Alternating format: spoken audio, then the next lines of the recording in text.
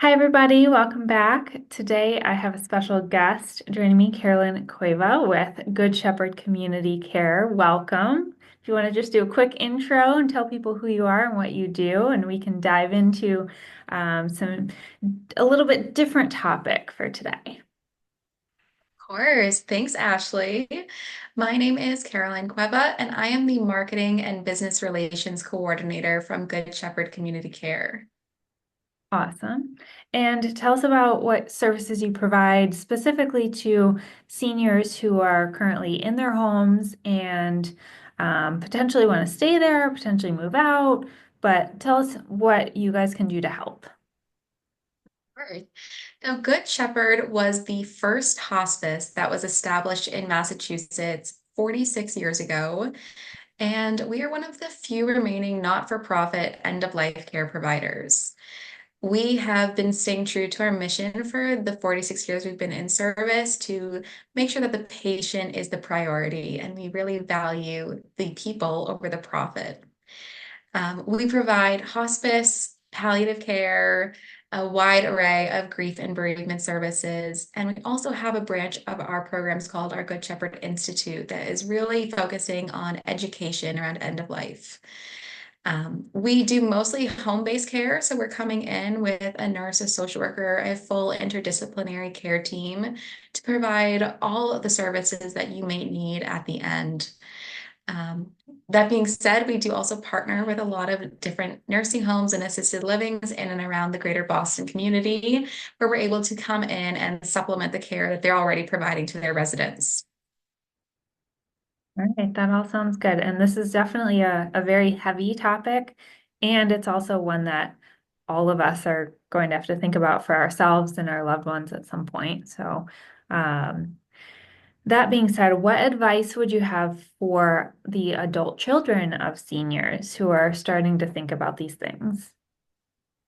Yeah, it's definitely a really heavy topic. People hear the word hospice and immediately have some kind of a connotation that is surrounding that word.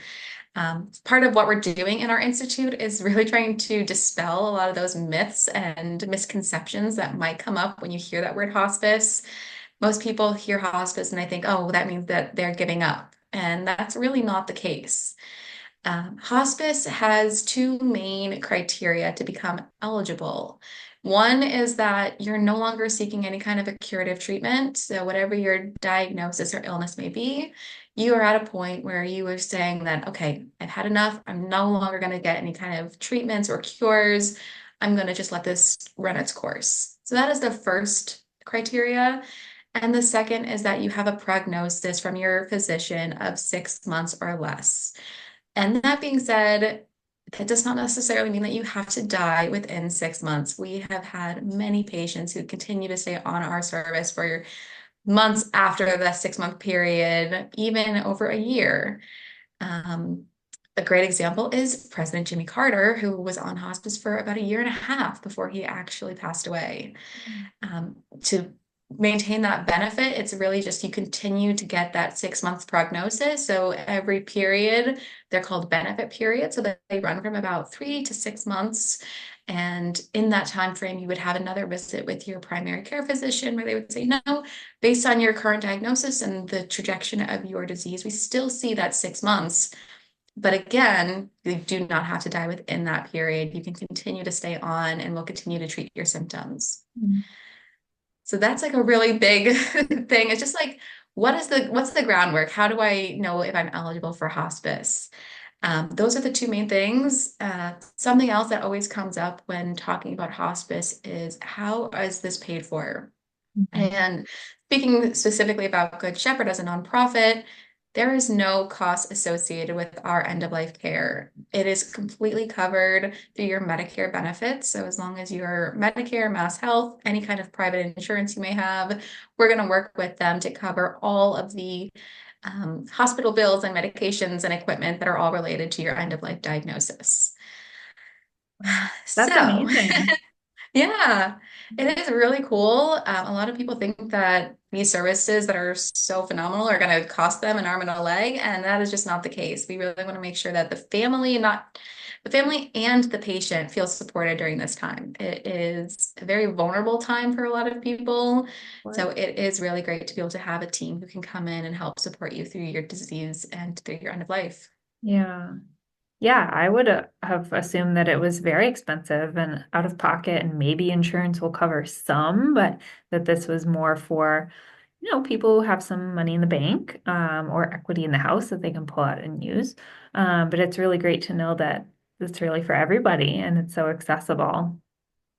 And I really want to just talk briefly about the benefits of hospice. Why do we want to have this service come in? And it really is about comfort and support at the end. So it's not going to be any kind of a prolonging or, like we said, those curative treatments, but we are going to be able to come in. We're going to manage your current pain. We're going to help with medications. We're going to offer additional therapies. So that might be massage therapy, pet therapy. We have a really great team of music therapists who will come in and sing and play guitar bedside. Cool. We also have a really great team of volunteers who will be able to come in, and whether it's just sitting there and holding your hand and talking to you or making you a meal, we have a really great team that will help support the people at the end. That's definitely the biggest component, I would say, and the biggest benefit is just that pain management and comfort. But there is a lot of other support that we're able to provide. And like I said before, it's really not just focused on the patient, it is really focused on the entire family. So helping the family figure out funeral arrangements and other plans, and also following the family for 18 months after the patient has passed away.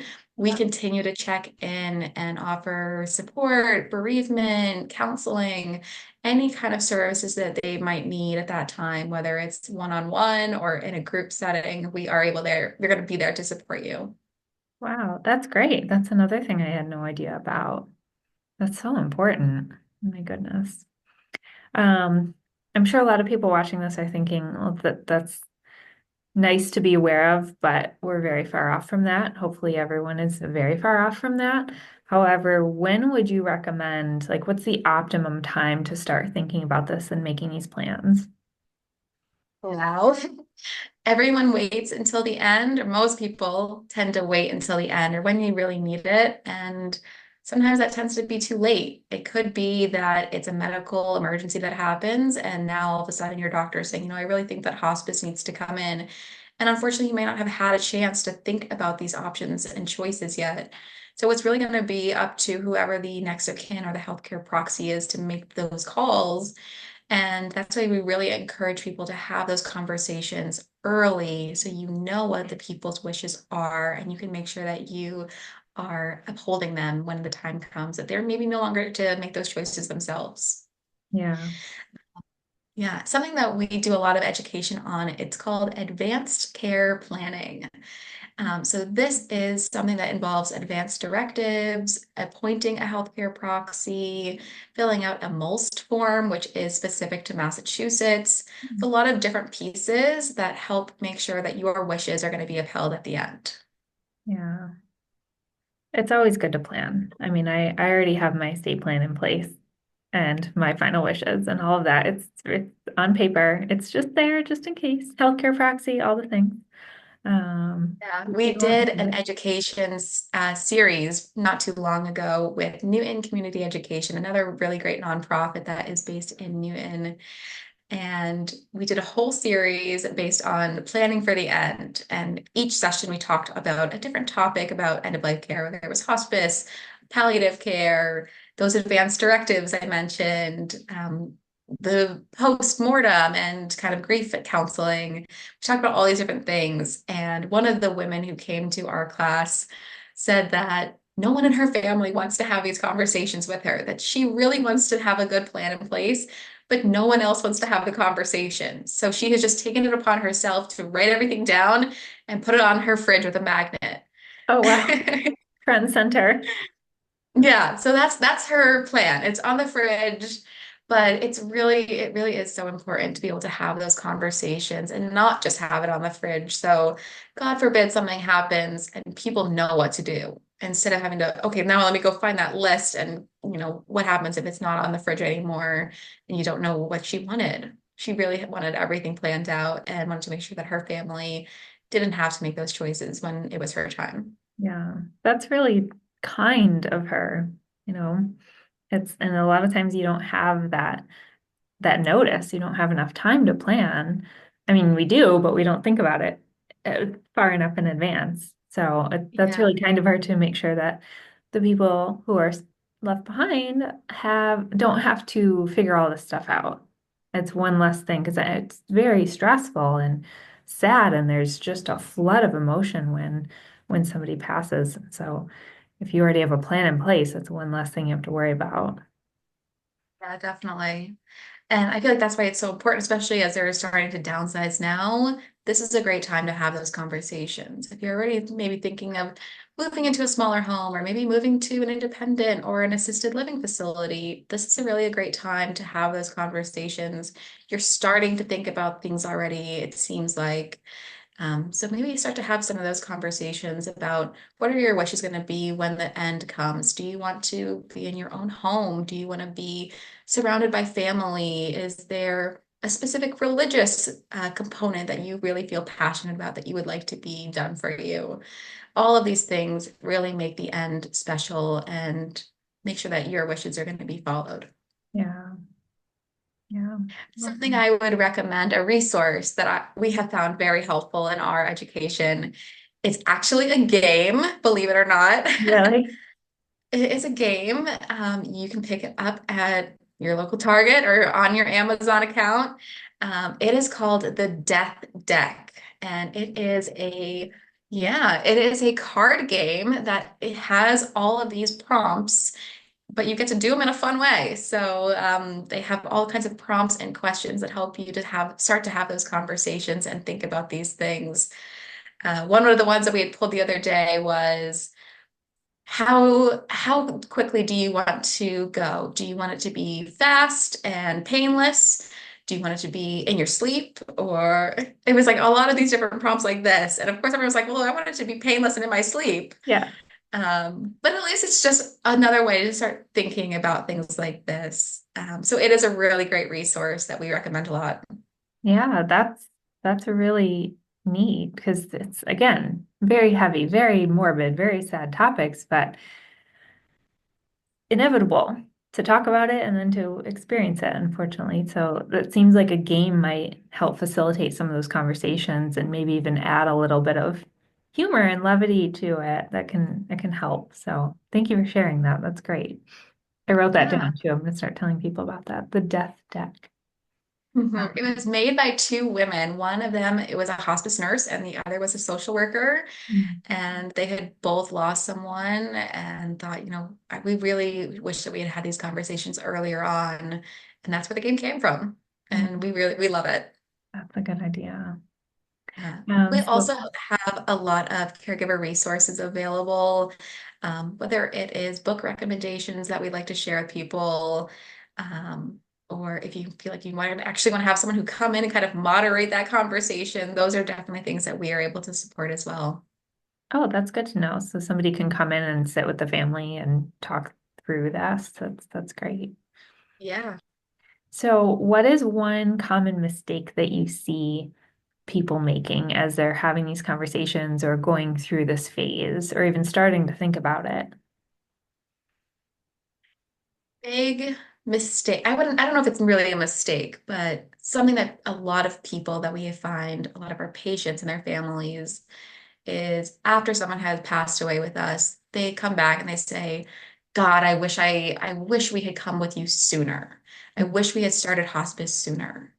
That is something that we hear all the time. A lot of people, like I said at the beginning, feel like hospice means giving up. So they want to wait until the very end when they really have no other choice. And if we are able to come in 6 months earlier when they are first getting that prognosis, we really can help the pain and the comfort at the end rather than waiting and only getting those services for a few days before passing. So Yeah, that's why it is really so important to have these conversations and make sure that we can come and support you as soon as possible. I bet. I mean, I'm thinking of if I were in that situation personally, which I probably will be at some point, who knows? Um, I mean, I would love months worth of massages and music and kittens running on me. That would make it a little bit more pleasant, which I think is the whole goal. So, Yeah. And so especially if I've it's no said out of pocket too. I mean, that's kind of a no-brainer. definitely. And so I've mentioned two options for getting hospice care. One is in the home, another is in a facility. The third option is a private hospice home. There's a few that are in and around Greater Boston that are available for you. We actually do run one that is over in Wayland. It is a 10-bed private facility where you can come specifically to die. This home, it is, you think it's a facility, it is not a facility, it is a home. There are fireplaces, we do decorating, all of the meals are home cooked from our volunteers. It's a really beautiful place, and we offer a lot of support and around the clock care at this facility. So if that is something that you are thinking of you don't want to be in your home, you don't want to be in a nursing home, what are your other options? Hospice residence might be the right choice for you. Okay, that's good to know. And if they're interested, people watching in either that facility or just learning more in general, what's the best way to reach you? Obviously, I'll copy all your contact info into the notes for the episode, but what's the best first step? The first step would be to identify that you are looking for some help and to give us a call. You do not have to wait for your doctor to send in a referral. You can pick up the phone and just say, I'm looking for some help. I'm currently going through this and we really need extra support. We're going to have a full conversation with you and try to get some more details of what's going on, where are you struggling, where can we really support you. So definitely give us a call, talk to someone in our intake department. They'll answer all your questions. Even if you're not ready for the next steps just yet, you just want to get some information. We are happy to have that conversation with you. That's great. Well, thank you so much for sharing. Is there anything else that you'd like to add before we wrap it up? Definitely figure out who you want your healthcare proxy to be early on. This is someone who is going to make those choices for you if you are unable to do so yourself. So if you don't have one already identified, definitely start to think of that and fill out your healthcare proxy form and file it with the state of Massachusetts. So your wishes are always going to be upheld. Yeah, and check in with your parents as well. If you're watching this for resources for your elderly parents, make sure that they have their healthcare proxy in place and that you know who it is. Just Definitely. yeah, Don't just keep it on the fridge. Make sure right. you actually make it official. Yes, make it official. All right. Well, thank you so much for this conversation. I really appreciate it. And thanks for watching, everyone. You can find both of our contact info in the notes, and we are here for you. So please feel free to reach out. All right. Bye.